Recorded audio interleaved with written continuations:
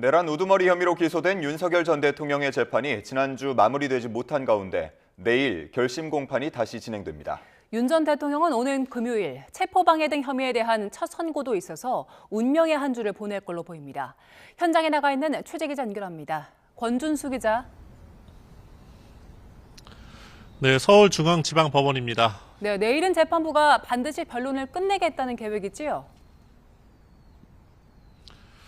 그렇습니다. 내일 윤석열 전 대통령의 내란 우두머리 혐의 결심 공판이 오전 9시 반부터 다시 열립니다. 애초 재판부는 지난주 금요일에 윤 전 대통령과 김용현 전 국방부 장관 등 피고인 8명에 대한 변론을 마무리 지을 예정이었습니다. 하지만 김 전 장관 측의 변론이 길어지면서 윤 전 대통령에 대한 재판은 전혀 진행하지 못하고 끝났는데요.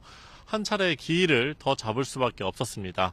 내일 다시 이뤄지는 결심 공판에서 재판부는 끝내지 못한 증거조사와 특검의 구형, 윤 전 대통령을 포함한 피고인 8명의 최후 진술까지 진행할 계획입니다. 윤 전 대통령 측은 쟁점마다 끝장 대응할 방침을 내비쳐 내일 재판도 밤늦게 끝날 가능성이 큰데요. 특검이 윤 전 대통령에게 사형과 무기징역 가운데 어떤 형량을 재판부에 요청할지 주목되고 있습니다. 네, 그런가 하면 윤 전 대통령은 오늘 일반 이적죄 혐의 재판도 시작되죠?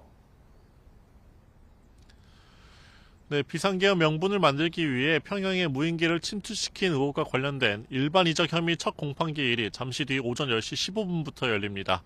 윤 전 대통령도 피고인 출석 의무에 따라 법정에 나올 계획인데요. 이번 주 줄줄이 재판이 예정된 윤 전 대통령은 운명의 한 주를 보낼 전망입니다. 내일과 모레는 국무회의 관련 위증 혐의와 이종섭 전 장관 호주대사 도피 사건의 공판 준비기일이 각각 있는데요.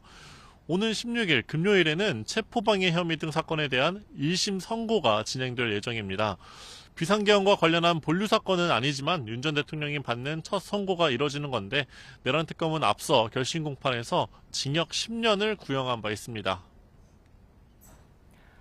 네, 오늘 이상민 전 행안부 장관의 내란 혐의 결심도 진행된다고요?